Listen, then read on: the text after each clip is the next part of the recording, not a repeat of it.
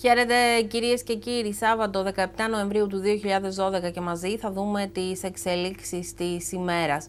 Το φετινό μήνυμα του Πολυτεχνείου είναι πιο επίκαιρο από ποτέ. Αυτό επισημαίνεται στη φετινή διακήρυξη με αφορμή τη συμπλήρωση 39 χρόνων από την εξέγερση του Πολυτεχνείου.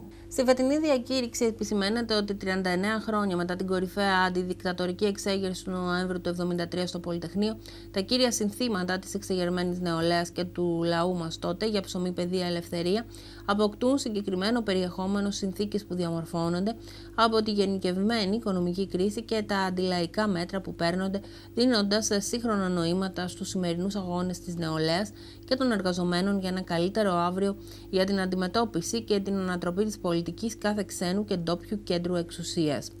Οι πύλες του Ιδρύματος θα παραμείνουν ανοιχτές μέχρι τις 9 το βράδυ, ενώ πραγματοποιούνται διάφορες εκδηλώσεις. Το μνημονιακό κατεστημένο επενδύει στη λύθη και συνεπικουρούμενο από την ακροδεξιά προσπαθεί να ξανααφηγηθεί την ιστορία των τελευταίων 40 χρόνων στη χώρα μας.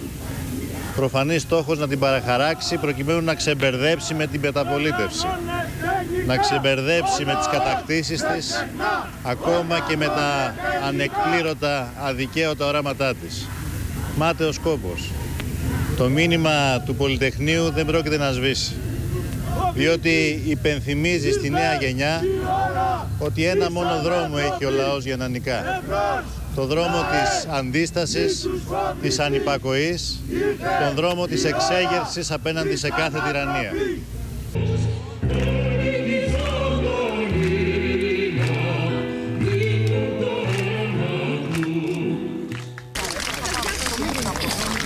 Είμαστε στα ίδια και χειρότερα είμαι θα. Ελπίζουμε να ξυπνήσει ο λαός. Ξανά. Τέτοιες εκδηλώσεις βίας απλώς σήμερα έρχονται να υποστηρίξουν όσα λένε οι αρνητές των συμβολισμών και της σημασίας της γιορτής του Πολυτεχνείου. Με βάση τις αρχές του Πολυτεχνείου οραματιζόμαστε μια καλύτερη Ελλάδα. Μια καλύτερη Ελλάδα που θα εξωφελίζει τα άκρα και τις ακρότητες και θα απομονώνει φασιστικές νοοτροπίες. Ότι ο λαός όταν έχει τη δύναμη μπορεί να καθορίσει και να βάλει τη σφραγίδα του στις εξελίξεις. Σε αυτό το σημείο, κυρίες και κύριοι, να παρακολουθήσουμε ένα αφιέρωμα που σας έχουμε ετοιμάσει για την εξέγερση του Πολυτεχνείου το 1973. Η εξέγερση του Πολυτεχνείου το 1973 ήταν μια μαζική διαδήλωση λαϊκής αντίθεσης στο καθεστώς της Χούντας των Συνταγματαρχών. Η εξέγερση ξεκίνησε στις 14 Νοεμβρίου του 1973, κλιμακώθηκε σχεδόν σε αντιχουντική επανάσταση και έληξε με αιματοχυσία το πρωί της 17ης Νοεμβρίου μετά από μια σειρά γεγονότων που ξεκίνησαν με την είσοδο αρμάτων μάχης στο χώρο του Πολυτεχνείου. Στις 14 Νοεμβρίου του 1973, φοιτητές του Πολυτεχνείου αποφάσισαν αποχή από τα μαθήματα και άρχισαν διαδηλώσεις εναντίον του στρατιωτικού καθεστώτος. Καθώς οι αρχές παρακολουθούσαν αμέτωχες, οι φοιτητές, που αυτοαποκαλούνταν ελεύθεροι πολιορκημένοι, οχυρώθηκαν μέσα στο κτίριο της σχολής επί της οδού Πατησίων και ξεκίνησαν τη λειτουργία του ανεξάρτητου ραδιοφωνικού σταθμού του Πολυτεχνείου. Ο πομπός κατασκευάστηκε μέσα σε λίγες ώρες στα εργαστήρια της Σχολής Ηλεκτρολόγων Μηχανικών από τον Γιώργο Κυρλάκη. Το πλέον ιστορικό μήνυμά τους ήταν «Εδώ Πολυτεχνείο, λαέ της Ελλάδας». Το Πολυτεχνείο είναι σημεοφόρος του αγώνα μας, του αγώνα σας, του κοινού αγώνα μας ενάντια στη δικτατορία και για τη δημοκρατία.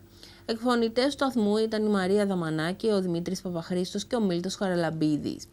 Στις 3 το πρωί της 17ης Νοεμβρίου αποφασίζεται από τη μεταβατική κυβέρνηση η επέμβαση του στρατού και ένα από τα 3 άρματα μάχης που είχαν παραταχθεί έξω από τη σχολή γκρεμίζει την κεντρική πύλη.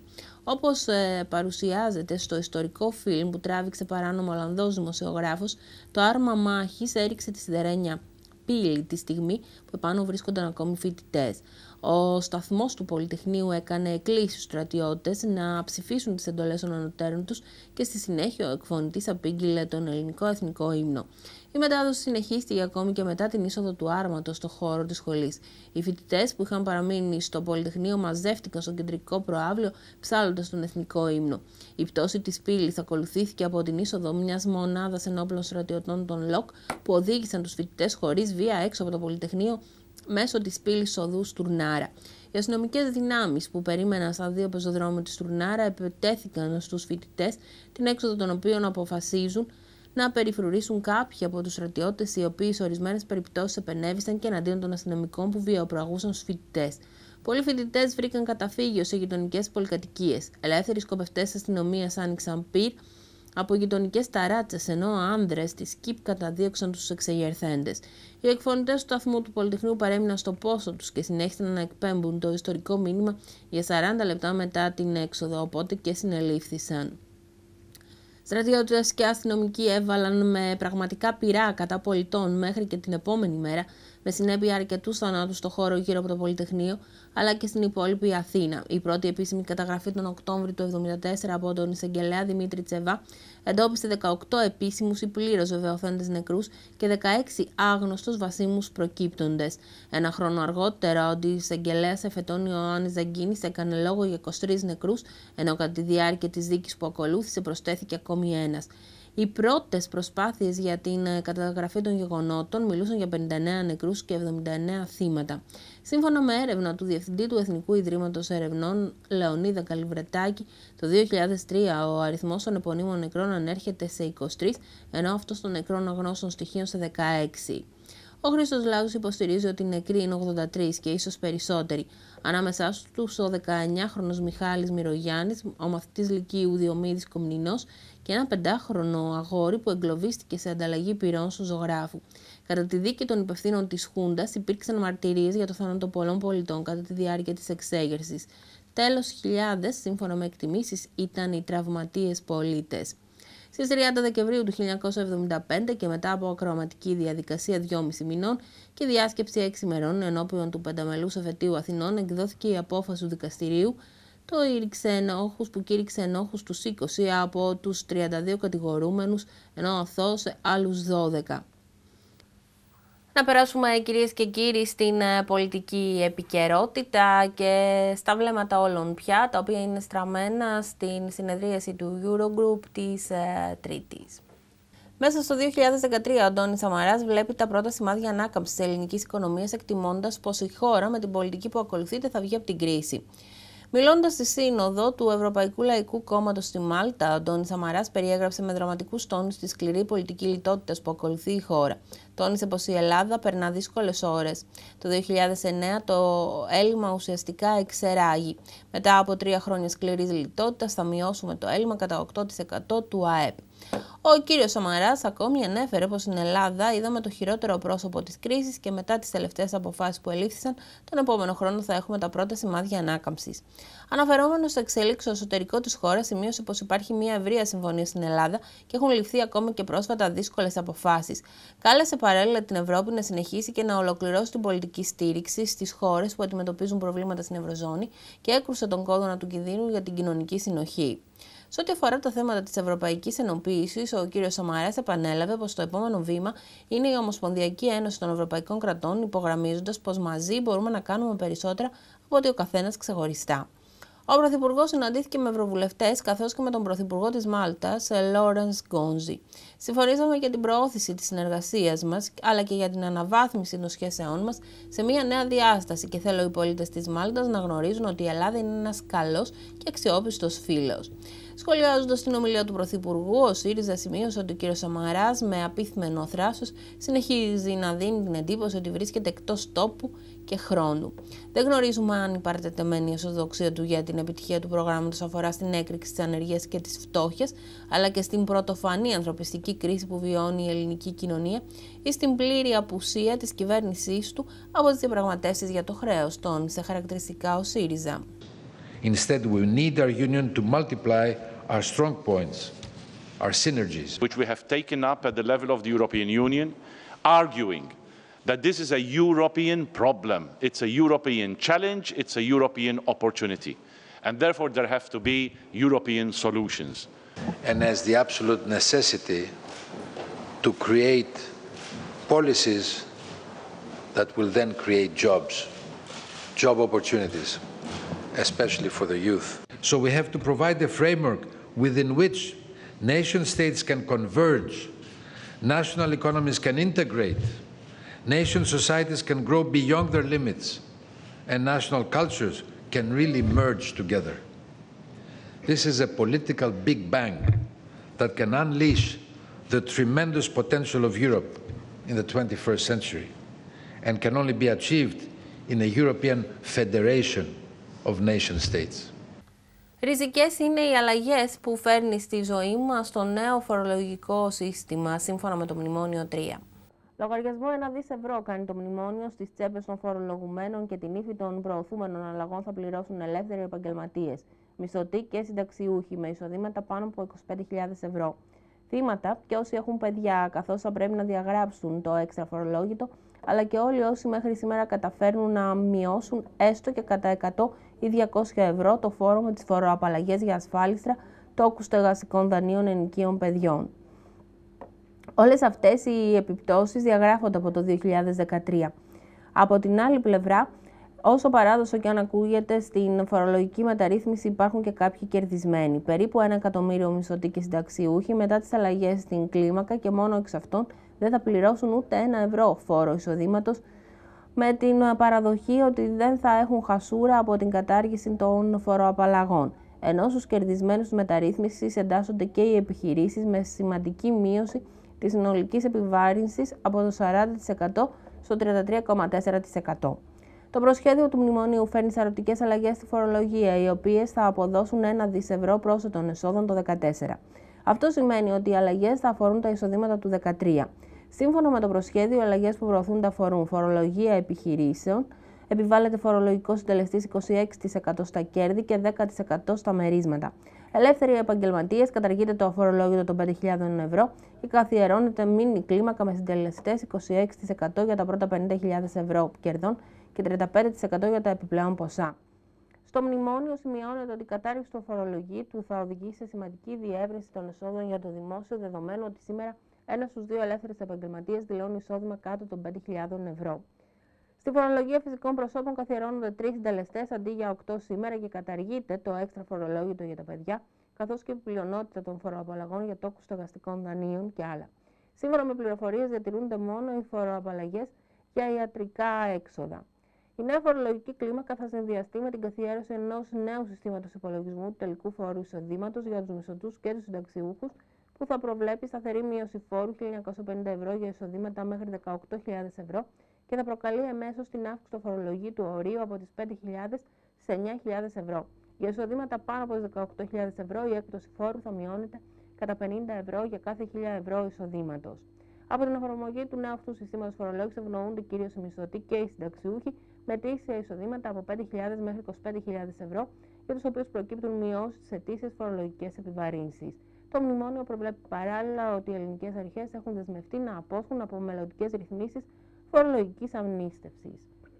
Η αύξηση της ανεργίας βρέθηκε στο επίκεντρο του 31ου Συνεδρίου του Εργατικού Κέντρου Θεσσαλονίκης. Οι εκκλήσεις για ενότητα των εργαζομένων στον ιδιωτικό και δημόσιο τομέα, ώστε με κοινούς αγώνες να αντιμετωπίσουν τη λέλαπα των μνημονίων, κυριάρχησαν στην τελετή έναρξης των εργασιών του 31ου Συνεδρίου του Εργατοϊπαλληλικού Κέντρου Θεσσαλονίκης.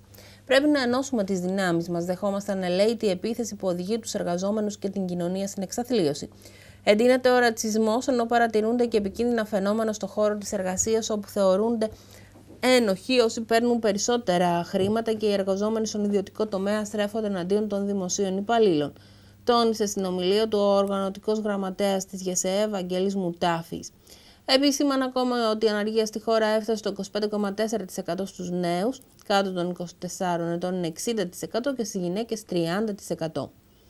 Δυστυχώς, στην πιο δύσκολη καμπή της, η Ελλάδα έχει πολιτικούς νάνους αντί για ηγέτες και η ελληνική κυβέρνηση πρέπει να λέγεται κυβέρνηση τροικανών, υπογράμμισε ο Γενικός Γραμματέας ΓΕΣΕ Νίκος Κουτσιούκης. Κατηγόρησε τους πολιτικούς ηγέτες της Ελλάδας ότι ουδής όρθωσε το ανάστημά του απέναντι στους δανειστές και ότι για το Υπουργείο Εργασίας είπε ότι ικανοποιεί μόνο τις απαιτήσεις των εργοδοτών. Όλοι μαζί, απευθυνόμενος στους εργαζόμενους, είπε και σημείωσε ότι τα μνημόνια απέτυχαν στην κοινωνία, επικρατούν διαλυτικά φαινόμενα και μόνο ο θάνατος υπάρχει. Σε κοινή δράση χωρίς διαχωρισμούς ανάμεσα στον ιδιωτικό και δημόσιο τομέα, κάλεσε ο εκπρόσωπος της ΑΔΔ, Νίκος Ασφαλής, ο οποίος αποδοκίμασε τις δηλώσεις του Υφυπουργού Εργασίας της Γερμανίας, του κ. Φούχτελ. Ο πρόεδρος της απερχόμενης διοίκησης του Εργατοϊπαλληλικού Κέντρου, Παναγιώτης Τσαραμπουλίδης, τόνισε ότι βρισκόμαστε ένα βήμα πριν από το οικονομικό και κοινωνικό κράχ και οι εργαζόμενοι στα όρια της εξαθλίωσης. Η ανεργία στη Θεσσαλονίκη καλπάζει και έφτασε στο 35%. Τραγική, κυρίες και κύριοι, εξακολουθεί να παραμένει η κατάσταση στο Αριστοτέλειο Πανεπιστήμιο Θεσσαλονίκης με τα σκουπίδια.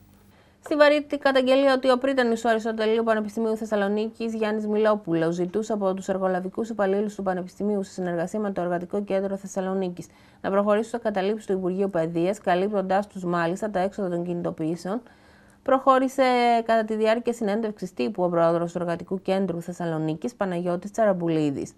Ο κ. Τσαραμπουλίδης ανέφερε ότι η συγκεκριμένη πρόταση έγινε παρουσία του και κατά τη διάρκεια συνάντησης που είχε με τις Πριτανικές Αρχές του Αριστοτελείου Πανεπιστημίου για τα εργασιακά ζητήματα των εργολαβικών υπαλλήλων, οι οποίοι απεργούν τους τελευταίους 2 μήνες. Οι κινητοποιήσεις των εργολαβικών του Αριστοτελείου ξεκίνησαν με τις ευλογίες και την προτροπή του Πρίτανη και των αντιπριτάνων που ήθελαν να εκβιάσουν το Υπουργείο Παιδείας για να τους δώσουν χρήματα. Η συγκεκριμένη διοίκηση κατασπατάλησε χρήματα του Πανεπιστημίου και έτσι ο προϋπολογισμός βγήκε εκτός, είπε χαρακτηριστικά ο πρόεδρος του Εργατικού Κέντρου. Στη συνέντευξη τύπου παρουσιάστηκε επίσης λίστα με 7 ονόματα εργολαβικών και διοικητικών υπαλλήλων που λάμβαναν επί 6 μήνες επιπλέον χρήματα από αυτά που προέβλεπαν οι συμβάσεις με την εργολαβική εταιρεία. Οι επιπλέον αμοιβές των συγκεκριμένων υπαλλήλων, όπως προκύπτει από στοιχεία που προέρχονται από τη διάβγεια, έλαβαν ποσά για το διάστημα Ιανουάριος μέχρι και Ιούνιος του 2012, που κατά περίπτωση ξεπερνούν τις 16.000 ευρώ. Την ίδια στιγμή, το Αριστοτέλειο Πανεπιστήμιο Θεσσαλονίκης δείχνει να γυρίζει σελίδα με την εκλογή του διακεκριμένου καθηγητή Ελληνικών και Κλασικών Σπουδών στο Πανεπιστήμιο του Cambridge, Ρίτσαρντ Χέντερ, στη θέση του Προέδρου του Συμβουλίου Διοίκησης του μεγαλύτερου τριτοβάθμιου εκπαιδευτικού ιδρύματος της χώρας. Ο διαπρεπής Αυστραλός ακαδημαϊκός, ο οποίος είναι επίτιμος διδάκτορας του Ελληνικού Πανεπιστημίου από το 2004, δηλώνει πάντως έτοιμος να διευρύνει τους ορίζοντες του Αριστοτελείου, αν και κατά την έλευσή του θα βρεθεί αντιμέτωπος με βουνά σκουπιδιών εντός των πανεπιστημιακών χώρων, αλλά κυρίως με τις 4 αγγελικές έρευνες για τα πεπραγμένα των Πριτανικών αρχών. Ουσιαστικά εξώθησε τους εργαζόμενους στην προσπάθειά του να εκβιάσει το Υπουργείο για να του δώσει επιπλέον χρήματα, αφού είχε κάνει μια διαχείριση μαζί με τον κύριο Παντή, τον Αντιπρίτανη, η οποία ήταν έξω από κάθε λογική, όπου κατασπαταλήθηκαν τα χρήματα του Πανεπιστημίου και βγήκε εκτός ο προϋπολογισμός από τον 8ο μήνα. Όλο το καλοκαίρι που ενώ κάποιοι κύριοι κάναν διακοπές και Dolce Vita, εμείς ήμασταν απλήρωτοι από τον Μάιο μέχρι και τέλη Αυγούστου, πάλι απλήρωτοι, και τώρα συνεχίζουμε πάλι να είμαστε απλήρωτοι. Στη Μειούπολη έχει μετατραπεί ουσιαστικά σε έναν απέραντο σκουπιδότοπο, με αποτέλεσμα η εκτέλεση της εκπαιδευτικής διαδικασίας να είναι από δυσχερής έως επικίνδυνη. Από Δευτέρα αναμένεται να συνεχιστεί η εκδίκαση της υπόθεσης της υπεξαίρεσης Μαμούθ από το Δήμο Θεσσαλονίκης, την ώρα που ο Παναγιώτης Σαξόνης αποφυλακίστηκε. Έμεινε 30 μήνες μέσα, παρανόμως. Η απόλυσή του όμως από τις φυλακές στο συγκεκριμένο χρονικό σημείο της δίκης, πιστεύουμε ότι θα συμβάλλει αποφασιστικά στη διαφώτιση σκοτεινών σημείων της δίκης, τα οποία θα φανούν με την δική του πρωτοβουλία. Με ποιο τρόπο, κύριε Καυκόπουλο, το ίδιο? Φροντίζοντας ο ίδιος να φέρει αποδεικτικά στοιχεία για τους ισχυρισμούς του και να δώσει στοιχεία στο δικαστήριο που θα δώσουν μια λύση, φωτίζοντας το δικαστήριο για τις πτυχές αυτής της υποθέσεως. Συνεχίζεται και σήμερα για τελευταία ημέρα το συνέδριο για τον διαβήτη στη Θεσσαλονίκη. Ο συνδυασμός σωστών διατροφικών συνηθιών και καθημερινής 30λεπτης σωματικής άσκησης μπορεί να μειώσει κατά 45 με 50% την προδιάθεση για ζαχαρό διαβήτη, ο οποίος εξελίσσεται σε επιδημία του 21ου αιώνα. Περισσότερα από 350 εκατομμύρια άτομα σε όλο τον κόσμο πάσχουν από ζαχαρό διαβήτη, ενώ στη χώρα μας ο αριθμός των διαβητικών ξεπερνά τις 800.000. Σύμφωνα με στοιχεία της Διεθνούς Ομοσπονδίας για το Ζαχαρό Διαβήτη, ο αριθμός των διαβητικών την επόμενη 20 ετία θα φτάσει στα 500 εκατομμύρια σε όλο τον κόσμο. Ο μεγάλος αριθμός διαβητικών στην Ελλάδα αποδίδεται στα υψηλά ποσοστά της παχυσαρκίας και ιδίως της παιδικής. Δυνητικά τα παχύσαρκα παιδιά θα είναι διαβητικοί ενήλικες, επισήμανε ο πρόεδρος Διαβητολογικής Εταιρείας Βορείου Ελλάδος, Κυριάκος Καζάκος, κατά τη διάρκεια συνέντευξης τύπου με αφορμή την Παγκόσμια ημέρα Ζαχαρόδου Διαβήτη και τη διοργάνωση του 26ου ετήσιου συνεδρίου που θα πραγματοποιηθεί στη Θεσσαλονίκη. Ο Ζαχαρόδης Διαβήτης τύπου 2 εμφανίζεται συνήθως σε ενήλικες χωρίς κανένα σύμπτωμα και μπορεί να διαγνωστεί από μια τυχαία εξέταση αίματος. Μάλιστα, σε ένα σημαντικό αριθμό διαπιστώνονται κατά τη διάγνωση και σοβαρές επιπλοκές. Αυτό δείχνει το σημαντικό ρόλο του προληπτικού ελέγχου, ο οποίος πρέπει να συστήνεται σε όλα τα παχύσαρκα άτομα, στα άτομα με υπέρταση και διαταραχές των λιπιδίων, καθώς επίσης και σε όσους έχουν οικογενειακό ιστορικό. Τα τελευταία χρόνια ο διαβήτης τύπου 2 προσβάλλει και άτομα μικρότερης ηλικίας, αλλά και παιδιά. Όταν υπάρχουν συμπτώματα, αυτά μπορεί να είναι συχνοουρία, πολυουρία, πολυφαγία, πολυδιψία, απώλεια βάρους, θολή όραση και συχνές λοιμώξεις. Ο ζαχαρόδης διαβήτης αποτελεί την πρώτη κατά σειρά αιτία τύφλωσης, τελικού σταδίου νεφρικής ανεπάρκειας και μη τραυματικού ακρωτηριασμού των κάτω άκρων, ενώ ο κίνδυνος εμφράγματος του μυοκαρδίου και εγκεφαλικού επεισοδίου διαβητικούς είναι πολλαπλάσιος σε σχέση με τα άτομα που δεν έχουν διαβήτη. Ο ζαχαρόδης διαβήτης παρουσιάζει μια ραγδαία αύξηση. Υπάρχει και ένα ποσοστό το οποίο δεν γνωρίζει καν ότι έχει, γιατί μην ξεχνάτε ότι πολλές φορές άτομα με διαβήτη τύπου 2, κυρίως τα ενήλικα άτομα, δεν έχουν καθόλου συμπτώματα και τυχαία ανακαλύπτουν τον διαβήτη σε ένα check-up. Πρέπει λοιπόν να προλάβουμε την εμφάνιση του ζαχαρόδη διαβήτη και μπορεί να γίνει. Μπορεί να γίνει μέσω προγραμμάτων που θα έχουν σαν στόχο την σωστή διατροφή και την άσκηση. 25 χρόνια συμπληρώνει η ΕΣΥΟΣ το πρόγραμμα ανταλλαγής φοιτητών Εράσμους. Προτρέπουμε τους νέους μας να συμμετέχουν σε αυτό το πρόγραμμα, να πάρουν όλες τις ιδέες και τις καλές πρακτικές από την Ευρώπη και να επιστρέψουν στην πόλη της Θεσσαλονίκης, φέρνοντας μας όλες αυτές τις ιδέες και τις σκέψεις για το πώς θα μπορέσουμε να οργανώσουμε τα πράγματα σε ό,τι αφορά τους νέους καλύτερα στην πόλη μας. Και για μας είναι και ένα πείραμα, αν θέλετε, να δούμε τις δυνατότητες που έχουμε εν ώψη του μεγάλου ραντεβού που θα κάνουμε με τους νέους της Ελλάδας αλλά και της Ευρώπης, καθώς η Θεσσαλονίκη το 2014 είναι Ευρωπαϊκή Πρωτεύουσα Νεολαίας. Από το 1987 μέχρι σήμερα έχουμε στείλει περισσότερους από 11.000 φοιτητές σε διάφορα πανεπιστήμια της Ευρώπης, πράγμα το οποίο σημαίνει περίπου 400 με 500 φοιτητές κάθε χρόνο, κατά μέσον όρο, τα 25 αυτά χρόνια, είχαν την ευκαιρία να διακινηθούν και να περάσουν ένα μέρος των σπουδών τους, αποκτώντας την εμπειρία όχι μόνο των σπουδών και της εκπαίδευσης, αλλά και της ζωής σε μια ευρωπαϊκή χώρα, σε ένα ευρωπαϊκό πανεπιστήμιο. Αντιστοίχως, δόθηκε ευκαιρία σε 7.500 Ευρωπαίους φοιτητές να περάσουν από το Αριστοτέλειο Πανεπιστήμιο της Θεσσαλονίκης και να κάνουν ένα μέρος των σπουδών τους και αυτοί σε ελληνικό πανεπιστήμιο. Κάποιες πρακτικές από το εξωτερικό, οι οποίες βοήθησαν. Εν κατακλείδη, το Εράσμους είναι ένα πρόγραμμα το οποίο μπορεί μεν εμείς να το βοηθήσαμε, αλλά μας έχει βοηθήσει πάρα πολύ εκείνο. Έχει βοηθήσει πάρα πολύ τους φοιτητές μας, έχει βοηθήσει και τη λειτουργία μας, όπως σας είπα, μας κάνει να είμαστε πιο εξωστρεφείς και να μαθαίνουμε πράγματα. Πέρα από την ευκαιρία μας να παρακολουθήσουμε μαθήματα σε ένα ίδρυμα του εξωτερικού, έχουμε την ευκαιρία να βελτιώσουμε τις γνώσεις μας πάνω στις ξένες γλώσσες, πάνω στον πολιτισμό της Ευρώπης, των υπόλοιπων ευρωπαϊκών κρατών. Αν δεν μιλήσεις, αν δεν μοιραστείς, αν δεν συμβιώσεις με κάποιο ένα χρονικό διάστημα, τότε πρέπει να το γνωρίσεις πραγματικά. Και αυτή είναι η άγνοια που για μένα είναι το μεγαλύτερο πρόβλημα όταν μιλάμε για ενοποίηση. Είναι η άγνοια που έχουμε, όχι μόνο σαν Έλληνες, γενικά. Άμα δεν βγεις έξω από τη χώρα σου, δεν πρόκειται ποτέ να καταλάβεις τι γίνεται έξω από αυτήν. Πολύ πιο εύκολα κάποιος φοιτητής που έχει μετακινηθεί με το πρόγραμμα Εράσμους λέει «ΟΚ, εντάξει, μπορεί να κοιτάξω όμως και στη χώρα που ήμουν Εράσμους, μπορεί να δω και γενικά τι γίνεται στην Ευρώπη, μήπως υπάρχουν αντίστοιχες ευκαιρίες και θέσεις». Οπότε, πέρα από την εκπαίδευση, βοηθάει μετέπειτα και στη ζωή κάποιου, δηλαδή στο πώς θα κινηθεί για να συνεχίσει τις σπουδές του και να αποκατασταθεί επαγγελματικά. Θέλω να πιστεύω ότι το πρόγραμμα Εράσμους θα συνεχίσει για να έχουν και οι υπόλοιποι φοιτητές την ευκαιρία που βιώσαμε κι εμείς. Νέες αυξήσεις αναμένονται από τον Ιανουάριο του 2013 στα τιμολόγια της ΔΕΗ. Την ίδια ώρα όμως εντείνονται και οι διαμαρτυρίες των πολιτών. Συγκέντρωση διαμαρτυρίας στα γραφεία της ΔΕΗ στην Καλαμαριά πραγματοποίησαν μέλη της Πρωτοβουλίας Λαϊκών Επιτροπών από την Ανατολική Θεσσαλονίκη.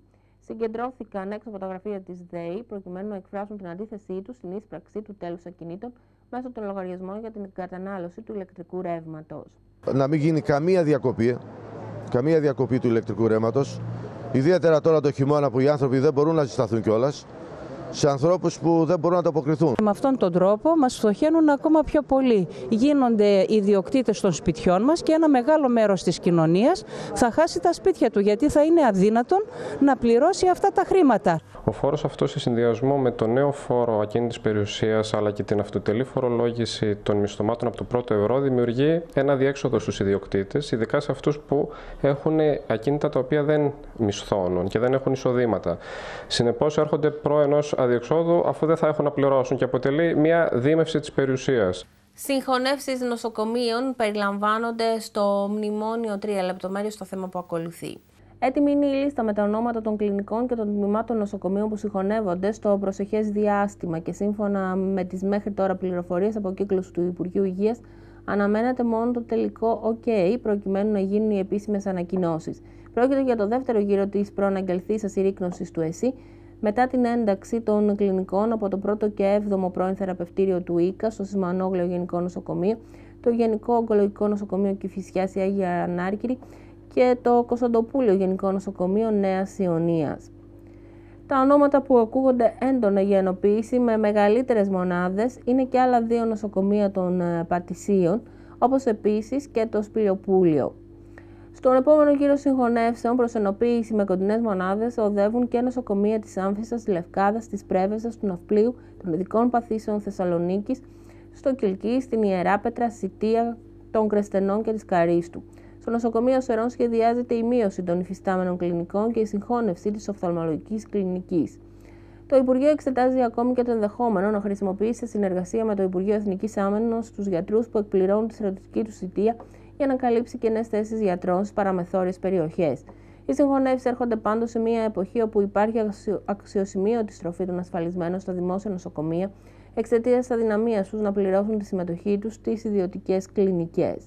Με τις συγχωνεύσεις, το Υπουργείο Υγείας προσδοκά να περιορίσει τα συνολικά έξοδα του ΕΣΥ. Ωστόσο, το ύψος των ληξιπρόθεσμων οφειλών των νοσοκομείων προς ιδιώτες, κυρίως για προμήθεια σε φάρμακα και αναλώσιμα υλικά, αγγίζει ήδη το 1,7 δις ευρώ. In the healthcare sector, measures to control overprescriptions and fraud mean that public expenditure will have fallen by 1 billion euros or around 25% this year and should fall by a further 800 million euros over the next 2 years. Περίπου το 30% θα συγχωνευτούν και εκεί που υπάρχουν 2 ή 3 κλινικές, κάποιες ειδικότητες χειρουργικής ή παθολογικής, θα μετατραπούν αντιστοίχως σε 2 ή σε 1. Υψηλά πρόστιμα επιβλήθηκαν σε 3 βιβλιοπωλεία της Θεσσαλονίκης και από ό,τι φαίνεται υπάρχει καρτέλ και στην αγορά του βιβλίου. Πρόστιμα συνολικού ύψους 42.344 ευρώ επέβαλε η Επιτροπή Ανταγωνισμού σε 3 επιχειρήσεις εμπορίας βιβλίων της Θεσσαλονίκης, κρίνοντας ότι παραβίασαν την νομοθεσία που αφορά τον καθορισμό εκδοτικής πολιτικής και προέβησαν σε συμφωνίες και εναρμοσμένες πρακτικές με πρωτοβουλία του Συλλόγου Βιβλιοχαρτοπολών της πόλης. Σε ό,τι αφορά το Σύλλογο, κρίθηκε ότι αυτός έλαβε αποφάσεις που εντάσσονταν σε ενιαίο σχέδιο για τον αποκλεισμό ή περιορισμό της δυνατότητας χορήγησης εκπτώσεων επί της ενιαίας τιμής, η οποία ορίζεται από τους εκδότες των πωλούμενων βιβλίων στον νομό. Σκοπός ήταν, σύμφωνα με το σκεπτικό της απόφασης, να περιορίσει ή να νοθεύσει τον ανταγωνισμό μεταξύ των μελών. Να περάσουμε στο χώρο του πολιτισμού. Τελευταία παράσταση αυτό το Σαββατοκύριακο για την Ευτυχία Παπαγιαννοπούλου.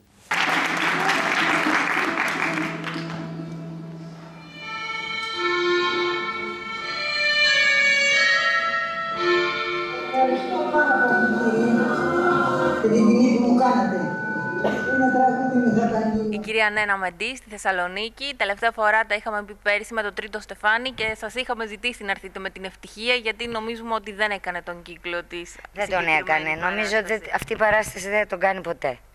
Και ο κόσμος σήμερα σε πρεμιέρα. Με πλήρη γνώση του τη λέω. Δεν θέλω να πουλήσω μούρι, αλλά αυτή η παράσταση έχει μια δύναμη απίστευτη με τον κόσμο. Το βλέπει. Δεν ξέρω αν είσαστε εδώ απόψε. Δηλαδή δεν έχω σχόλια.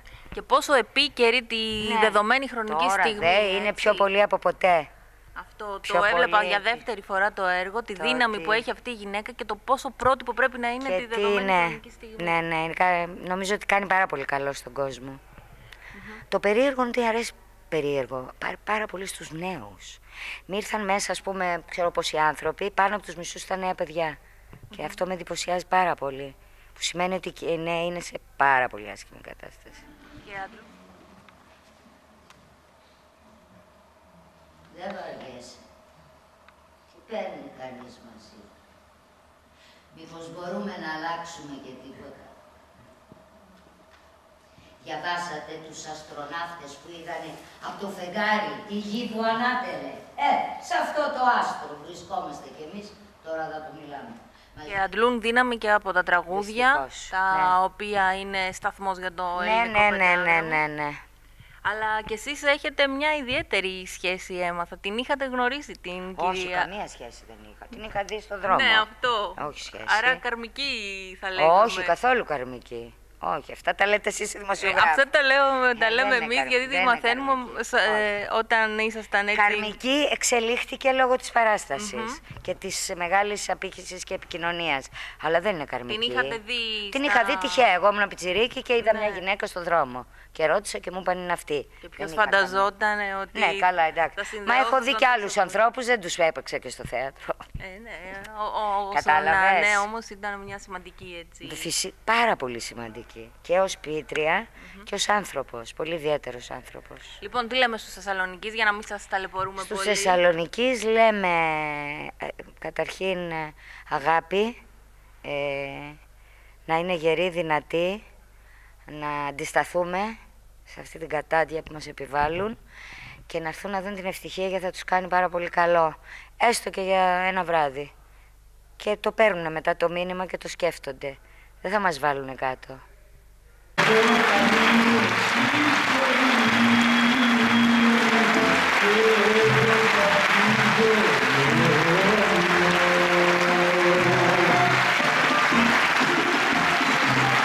Να μείνουμε στα του θεάτρου και σε άλλη μια παράσταση, την Γιαγιά, να δούμε τι μας λέει ένας από τους πρωταγωνιστές, ο Θανάσης Τσαλταμπάσης. Ναι, τώρα σας ακούω. Ναι, η ίδια. Εγώ είμαι η νοικοκυρά του σπιτιού, εσείς ποιον θέλετε. Εμένα, με γνωρίζετε. Α, δεν με γνωρίζετε. Λάθος κάνετε. Βρισκόμαστε στα Καμαρίνια λίγο πριν να ξεκινήσει η παράσταση «Η Γιαγιά» στο Θέατρο Αριστοτέλειων. Έκανε πρεμιέρα με επιτυχία από ό,τι μάθαμε. Δεν καταφέραμε να σας δούμε, θα σας δούμε όμως σήμερα. Σας περιμένουμε. Λοιπόν, εντυπώσεις καταρχήν. Οι θετικότερες, εχθές που ήταν η πρεμιέρα μας, πέραν το ότι ήταν ένα γεμάτο θέατρο μέσα σε μια δύσκολη μέρα, γιατί πάρθηκαν τα μέτρα εχθές, ήταν ένα ενθουσιώδες κοινό και ήταν και για μας το πρώτο τεστ ουσιαστικά, γιατί πρώτη φορά παίξαμε με κόσμο και αισθανθήκαμε ότι ο κόπος μας αυτούς τους μήνες έπιασε τόπο και τώρα βέβαια θα βρούμε και εμείς τους ρυθμούς μας ακόμα περισσότερο, αλλά νομίζω ότι ο κόσμος έδειξε ότι το αγκάλιασε και αυτό είναι το πιο χαρούμενο για μας. Πώς δεν κάνετε λάθος, αφού είπατε δεν με γνωρίζετε. Κατόπιν πληρώσεως, τι κέρδισα. Ποιος μου στέλνει εμένα νεμπάκετ τηλεφωνία και ποιος ήρθε, ναι, αίτρενε. Ένα έργο το οποίο δουλεύετε αρκετό καιρό, έτσι. Ναι, συνήθως οι πρόβες γίνονται 1,5 με 2 μήνες στο θέατρο. Συνήθως. Κάποια έργα έχουν απαιτήσεις περισσότερες, κάποια λιγότερες. Το δικό μας κράτησε, το ξέραμε, 5 μήνες περίπου το συζητούσαμε, δηλαδή υπήρχε στο μυαλό μας, αλλά οι πρόβες οι εντατικές ήταν 2 μήνες. 2 μήνες. Για να μιλήσουμε λίγο, τι ακριβώς είναι η Γιαγιά. Λοιπόν, η Γιαγιά είναι μια γιαγιά που περιμένει να έρθει η Επιτροπή του Κράτους να δει ότι ζει για να συνεχίσει να παίρνει τη σύνταξή της. Αντί όμως της Επιτροπής έρχεται ένας ένας ληστής Πακιστανός και προσπαθεί να της κλέψει τη σύνταξη. Όμως στην πορεία βλέπουμε ότι ούτε αυτή είναι η γιαγιά, ούτε αυτός είναι ληστής Πακιστανός. Είναι 2 άντρες μεταμφιεσμένοι για κάποιους λόγους και έχουν μια ιδιαίτερη σχέση μεταξύ τους που αυτήν τη μαθαίνουμε στην πορεία μέσα από πολλές κωμικές καταστάσεις και μέσα από δράση, από αγωνία, από συγκίνηση, από όλα τα συναισθήματα. Θα ερχόμουν, αλλά τα πόδια μου δεν με ακούνε. Βεβαίως, φυσικά καταλαβαίνω ότι εσείς τη δουλειά σας κάνετε, θέλετε να δείτε αν ζω. Η συνεργασία με τον κύριο Κυριακίδη, ο οποίος έχει και την σκηνοθεσία. Η συνεργασία μας ήταν άψογη, γιατί και σαν σκηνοθέτης, επειδή είναι και ηθοποιός, νομίζω ότι ήξερε πώς να μας καθοδηγήσει, οπότε το απολαύσαμε και τελικά και το αποτέλεσμα ήταν αντάξιο. Εχθές δηλαδή που το είδαμε με τον κόσμο. Μισή ώρα και έρχομαι. Δεν το πιστεύω. Τώρα. Πότε πρόλαβα. 4 μέτρα και έφτασα. Περάστε.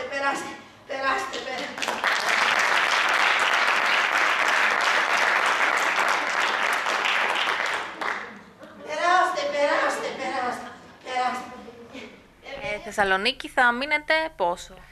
4 εβδομάδες θα μείνουμε. Πέμπτη, Παρασκευή, Σάββατο, Κυριακή θα παίζουμε στο Θέατρο Αριστοτέλειο. Και Σάββατο θα είναι διπλή η παράσταση, 6 και 9 το βράδυ.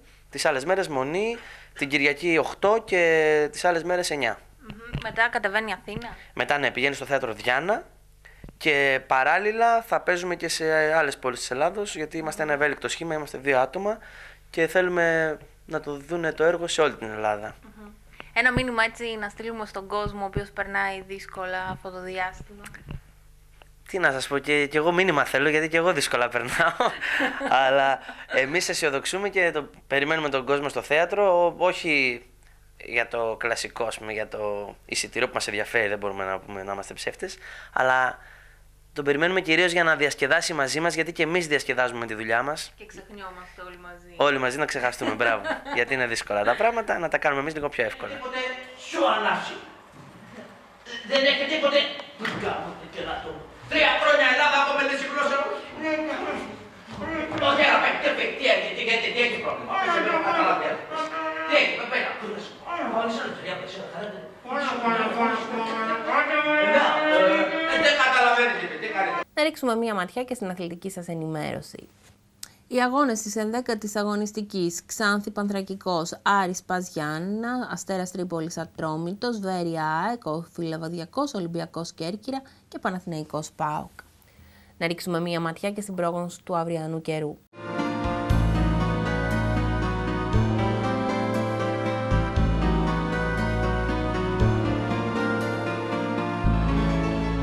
Παροδικές νεφώσεις προβλέπονται για αύριο Κυριακή σε ολόκληρη τη χώρα. Νεφώσεις και για την περιοχή της Θεσσαλονίκης με τον υδράργυρο να φτάνει τους 17 βαθμούς Κελσίου. Νεφώσεις και στην περιοχή της Αττικής με τον υδράργυρο να αγγίζει τους 20 βαθμούς Κελσίου.